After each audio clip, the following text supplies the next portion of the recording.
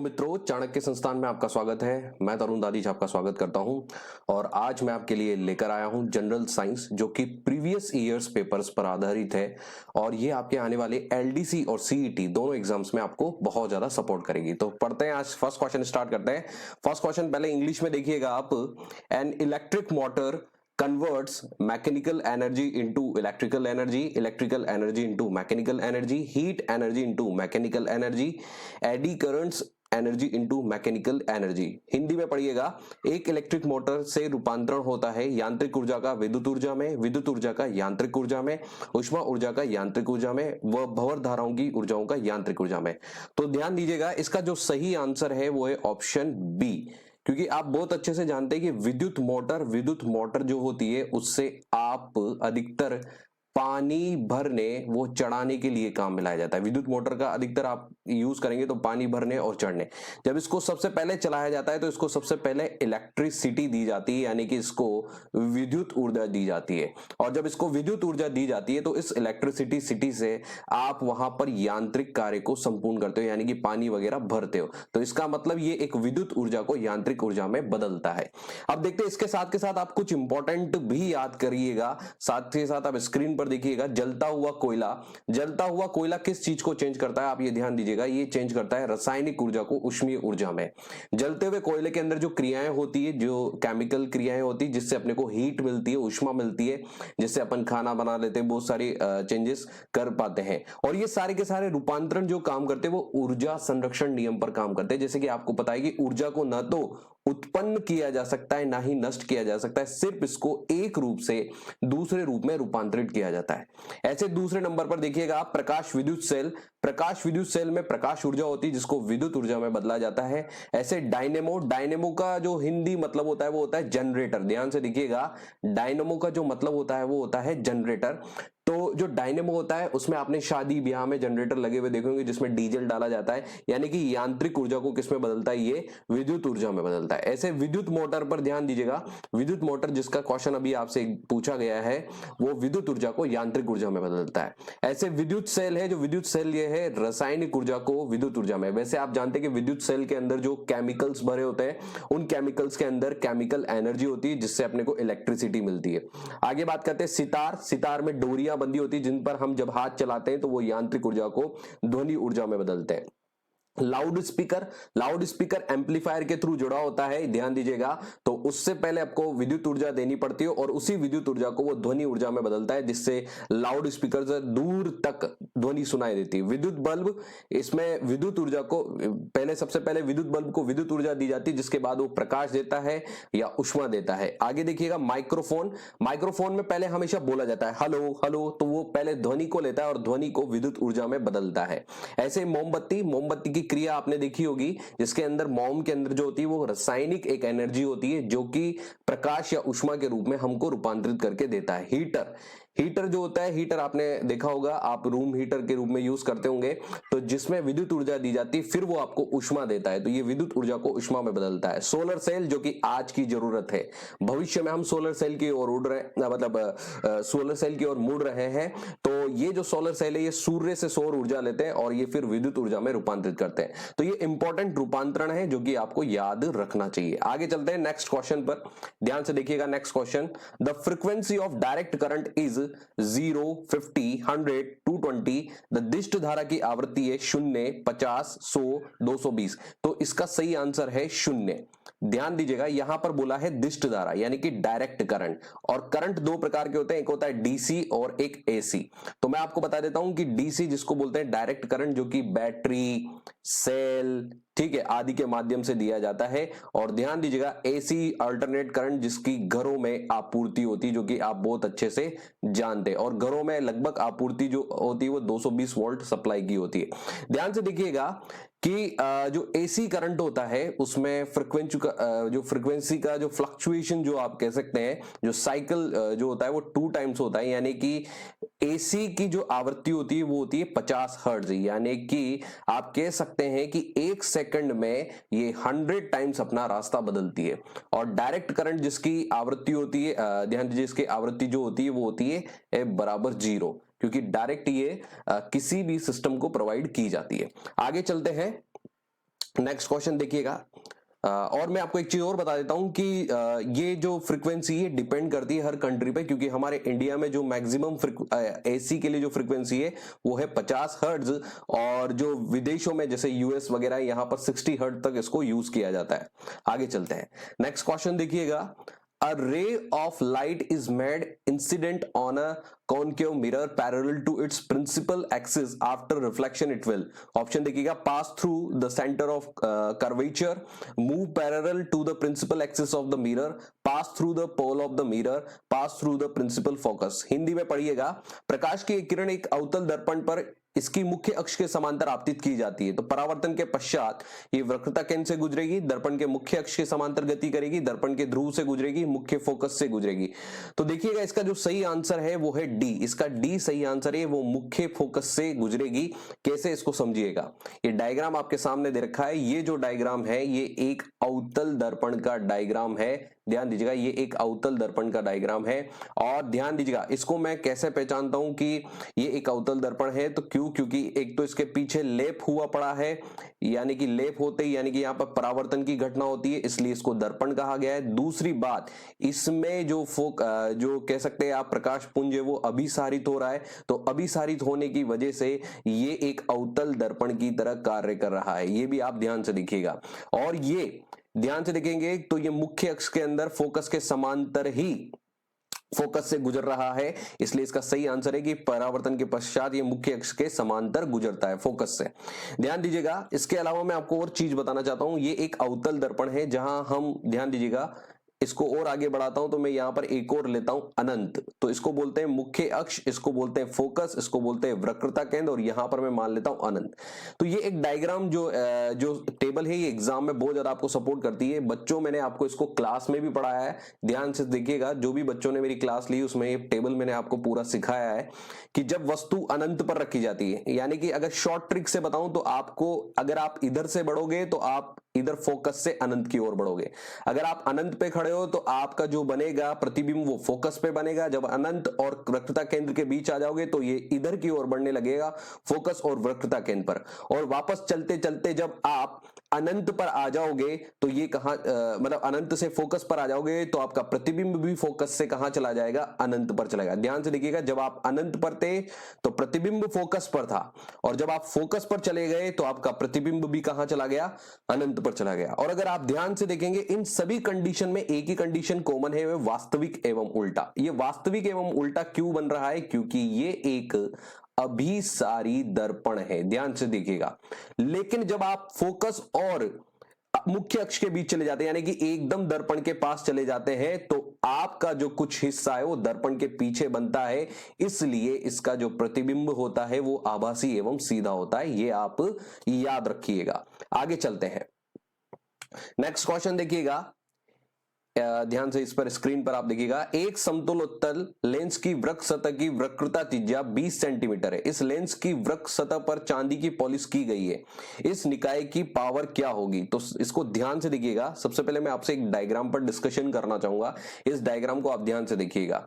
इस डायग्राम में दो चीजें दे रखी है, ये जो ऊपर का हिस्सा है ये उत्तल हिस्सा है, ये कौन सा हिस्सा है, उत्तल हिस्सा है, और ध्यान दीजिएगा ये जो हिस्सा है ये समतल हिस्सा है, तो इसको बोला गया है समतल उत्तल।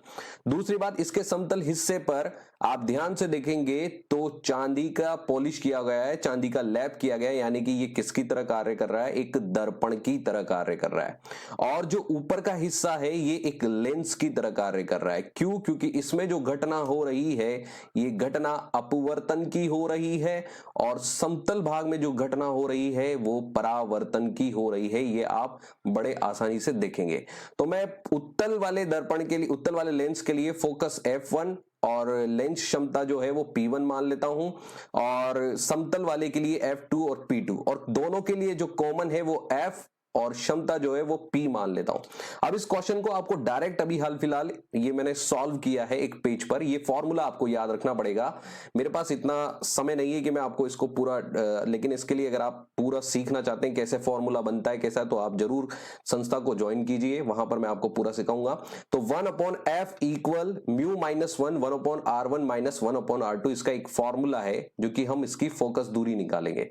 यहां पर म्यू आपको इसका अपवर्तनांक दिया हुआ है, जो कि अपवर्तनांक इसका क्या है 1.5, जो कि आपको मेंशन किया गया है क्वेश्चन के अंदर। -1/20 20 जो है ये आप ध्यान से देखेंगे तो ये वक्रता त्रिज्या दी हुई है, ये 20 सेंटीमीटर होगी। किसके लिए? ये होगी उत्तल लेंस के लिए। जो याद रखिएगा कि जो r बराबर 20 है ये है उत्तल लेंस के लिए और जो कि दी हुई है। लेकिन समतल के लिए R2 बराबर क्या होगी?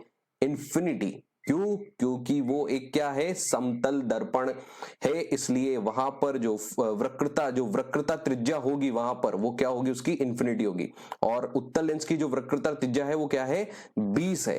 क्यों? क्योंकि समतल दर्पण वक्रीय नहीं होता है, इसलिए इसकी जो वक्रता त्रिज्या की जो होगी वो कितनी होगी? अनंत। तो ये दोनों वैल्यू में यहां रखता हूं, ध्यान से देखिएगा, 1/20 माइनस 1/इंफिनिटी। जब एक में अनंत का भाग दिया जाता है तो इसका आंसर 0 हो गया, 1/20 बार आएगा। और इससे जब सॉल्व किया जाएगा तो ये आंसर आएगा आपका 1/40। और जब मैं इनको उल्टा करूंगा तो f बराबर मुझे मिलेगा 40 सेंटीमीटर। ये मैंने आपको क्लास में भी सिखाया था कि क्षमता, किसी भी लेंस की क्षमता उसकी फोकस दूरी के व्युत्क्रमानुपाती होती है। इसको मैंने मीटर में बदल दिया है, 1/0.4 मीटर। और जब मैं इसको सॉल्व करता हूं तो इसका सही आंसर होगा 2.5 डायोप्टर। यानी कि किसी भी लेंस की क्षमता को मापा जाता है डायोप्टर में, ये भी आप याद रखिएगा। तो इसका सही आंसर होगा 2.5 डी, जो कि आप याद रखें। आगे चलते हैं। नेक्स्ट क्वेश्चन है, Lenz law is consequence of conservation of change, conservation of momentum, conservation of energy, conservation of current. Question देखिएगा, लेंज का नियम परिणाम है आवेश के संरक्षण का, संवेग के संरक्षण का, ऊर्जा के संरक्षण का और धारा के संरक्षण का। तो इसका जो सही आंसर है वो है ऊर्जा के संरक्षण का। लेंज का नियम जो संबंधित है वो ऊर्जा संरक्षण से संबंधित है। तो मैं आपको बताता हूं कि कभी भी किसी चुंबक को अगर कुंडली के पास ले जाया जाता है तो वो अपनी हमेशा प्रेरित धारा होती है उसका वो विरोध करता है। कैसे?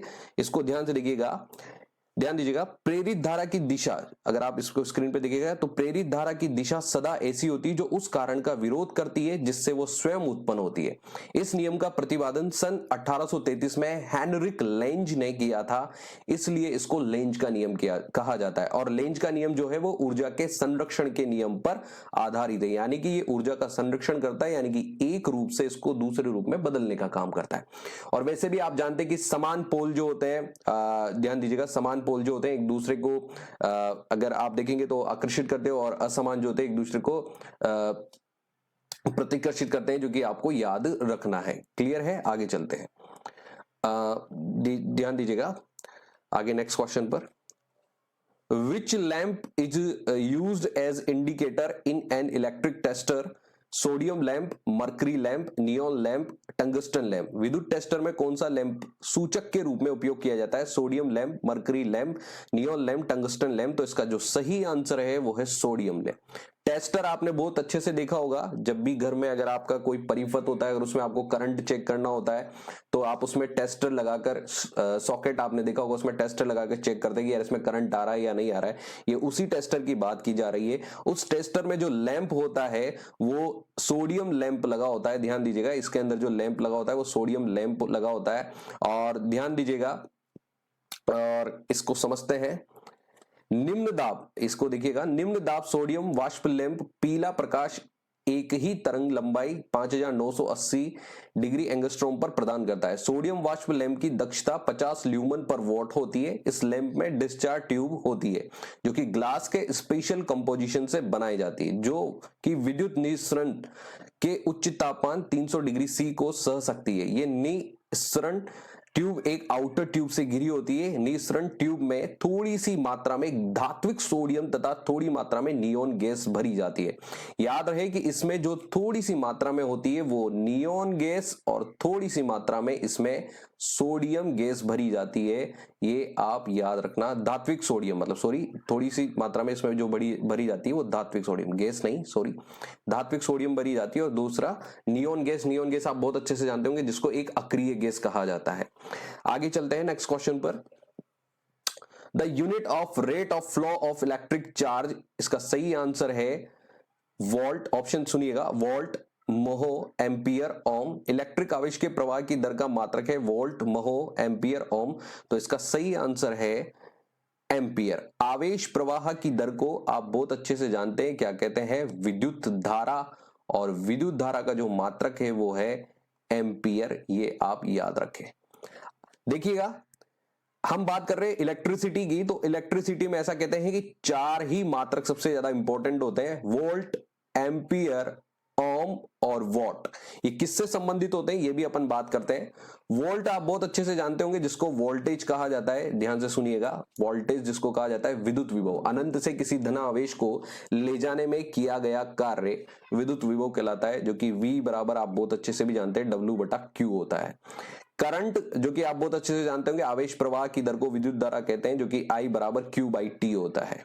इसके अलावा रेजिस्टेंस, जिसको मैं आपको बोलूंगा कि V = IR से हम सबसे ज्यादा इसको समझते हैं, जिसको ओम्स लॉ कहा जाता है, ओम का नियम कहा जाता है, ध्यान दीजिएगा। और इसका मात्रक, रेजिस्टेंस का मात्रक भी क्या होता है, ओम, ये भी आपको याद होगा।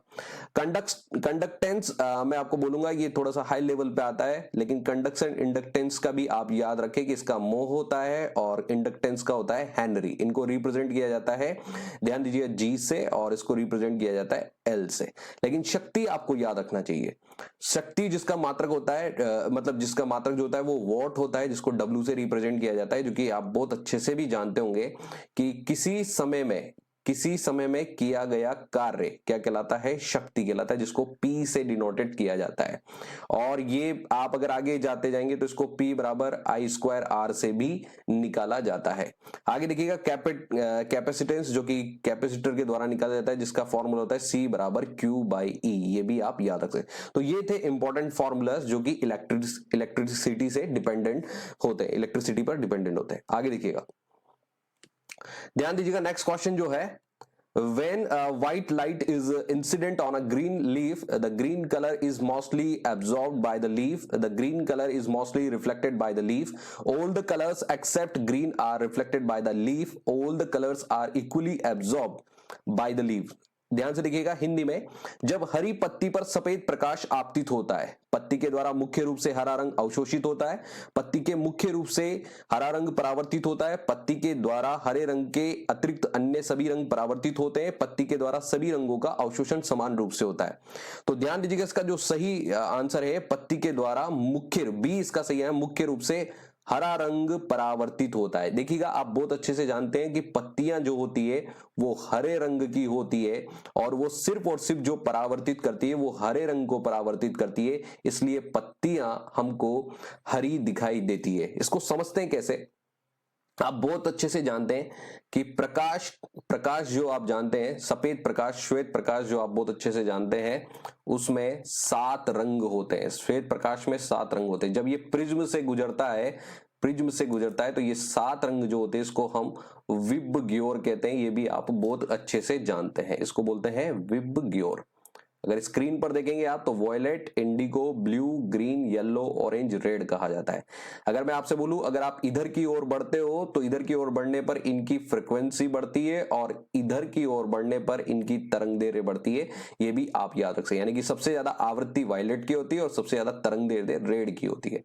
ये भी आप ध्यान रख सकते हैं। तो ऐसा कहते हैं कि अगर एक वस्तु सभी रंगों को अवशोषित कर लेती है, सभी रंगों को अगर अवशोषित कर लेती है, अगर एक वस्तु, तो वो काली दिखाई देती है, और अगर वो परावर्तित कर देती है सभी रंगों को तो वो सफेद दिखाई देती है। लेकिन जिस रंग को परावर्तित करती है वो वैसी ही दिखाई देती है। जैसे हरा रंग अगर परावर्तित कर रहा है, अगर ये हरा रंग परावर्तित कर रहा है तो फिर वो कैसी दिखाई देगी, देगी वो हरी ही दिखाई देगी। इसको एक एग्जांपल से समझते हैं, आप वापस से देखिएगा।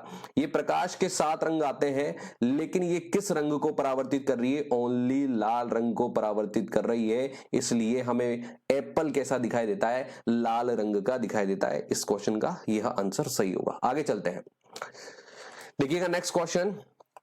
The defect of eye that arise due to the cornea of the eye having different curvatures in a horizontal and vertical planes is known as long sightedness, short sightedness, presbyopia, astigmatism. वापस से सुनिएगा, वो दृष्टि दोष जो आंख की cornea की वक्रता के क्षैतिज तथा ऊर्ध्वाधर तलों में भिन्न होने के कारण उत्पन्न होता है, कहलाता है दीर्घ दृष्टि दोष, निकट दृष्टि दोष, जरा दूर दृष्टि दोष या एस्टिग्मेटिज्म। इसका जो सही आंसर है वो है एस्टिग्मेटिज्म। कैसे, समझिएगा इसको। मैं आपको बताता हूं कि 4 प्रकार के दोष हमको पढ़ाए जाते हैं जब हम एग्जाम में एग्जाम देने जाने से पहले टीचर्स द्वारा हमको ये 4 दोष सबसे ज्यादा पढ़ाए जाते हैं। तो मैं आपको इनके बारे में छोटा छोटा सा बताना चाहता हूं। निकट दृष्टि दोष का मतलब आपको दूर का नहीं दिखाई देगा, यानी कि जिसको निकट दृष्टि दोष है उसको दूर का अच्छे से नहीं दिखाई देता है, ठीक है। और ध्यान दीजिएगा, इसमें जो लेंस यूज होता है वो होता है अवतल लेंस, इसके अंदर उपयोग में लाया जाता है। दूर दृष्टि दोष यानी कि इसको पास का नहीं दिखाई देता, जिसको पास का नहीं दिखाई देता उसको दूर दृष्टि दोष होता है, और इसमें जो लेंस होता है वो उत्तल लेंस उपयोग में लाया जाता है, ये भी आप याद रखें। जरा दूर दृष्टि दोष ये उम्र के साथ बढ़ता है, उम्र के साथ आंखों में जो लचीलापन आता है, मांसपेशियों में जो लचीलापन आता है उसकी वजह से होता है। इसमें बाईफोकल लेंस यूज किया जाता है, बाईफोकल लेंस जिनको हम कह सकते हैं कि अवतल प्लस उत्तल दोनों लेंसों का कॉम्बिनेशन होता है बाइफोकल लेंस, जो कि जरा दृष्टि दोष में होता है, यानी कि ऊपरी भाग जो होता है वो अवतल होता है, नीचे का भाग उत्तल होता है। दृष्टि वैषम्य दोष जो है जिसको अस्टिग्मेटिज्म कहा जाता है, ये कोर्निया की गोलाई की अनियमितता के कारण होता है, कोर्निया गोलाई की अनियमितता के कारण होता है। ध्यान दीजिएगा, ये कोर्निया की गोलाई की अनियमितता के कारण होता है और इसको बोलते हैं एस्टिग्मेटिज्म, जिसका इंग्लिश मीनिंग भी आपको याद रखना है। आगे चलते हैं नेक्स्ट क्वेश्चन पर, देखिएगा। If a 2 ampere of current is flowing in a conductor from a battery of 5 volt, then the resistance of the conductor is 2 ohm, 2.5 ohm, 0.5 ohm, 10 ohm। 5 volt की बैटरी से यदि किसी चालक में 2 एम्पियर की धारा प्रवाहित होती है तो चालक का प्रतिरोध कितना होगा? 2 ओम, 2.5 ओम, 0.4 ओम, 10 ओम। क्वेश्चन देखते ही आपको ऐसा लगता है कि यार ये क्वेश्चन बहुत टफ होगा ना, ये क्वेश्चन टफ नहीं है, इसको आप ओम के नियम से सॉल्व कर सकते हैं क्योंकि ये क्वेश्चन बहुत इजी है। और इसमें पूछा गया है रेजिस्टेंस, जो कि आप जानते हैं कि ओम के नियम से होता है V बराबर IR। तो ध्यान दीजिएगा, यहां पर R बराबर हो जाएगा V बटा I, और V आपको यहां पर दे रखा है 5 और करंट आपको दे रखा है 2, तो इसका सही आंसर जो होगा वो होगा 2.5 एम्पियर। ध्यान से देखिएगा, इसका सही आंसर जो होगा वो 2.5 ओम रेजिस्टेंस, इसका जो रेजिस्टेंस होगा वो होगा 2.5 ओम। ये देखिएगा, तो ये थे आपके लिए आज के इंपॉर्टेंट क्वेश्चंस जो कि आपको एक बार जरूर पढ़ के जाना चाहिए। ये आपके एग्जाम के अकॉर्डिंग प्रीवियस ईयर्स के क्वेश्चंस थे जो कि एलडीसी एग्जाम में पूछे गए, और हो सकता है ये आपके वापस से एलडीसी या सीईटी में रिपीट हो सकते हैं। तो फ्रेंड्स, आप इनको जरूर एक बार पढ़कर एग्जाम। हेलो मित्रों, तो आपको ये वीडियो कैसा लगा? तो मैं आपके लिए डेली कोशिश करूंगा एक दिन जनरल साइंस का और एक दिन करंट अफेयर्स का वीडियो लेकर आऊं, जो कि आपके आने वाले एलडीसी और सीईटी एग्जाम में 100% आपको सपोर्ट करेगा। जनरल साइंस के जो क्वेश्चंस होंगे वो प्रीवियस ईयर बेस्ड क्वेश्चंस होंगे जो कि आपको विद एक्सप्लेनेशन एग्जाम में सपोर्ट करेंगे, और करंट अफेयर्स जो होंगे वो एग्जाम्स के अकॉर्डिंग मैं बनाकर आपको दूंगा जो कि आपके एग्जाम में आपको बहुत ज्यादा सपोर्ट करेंगे। तो प्लीज आप मेरी वीडियोस को जरूर देखें और please like, subscribe and share करना ना भूलें।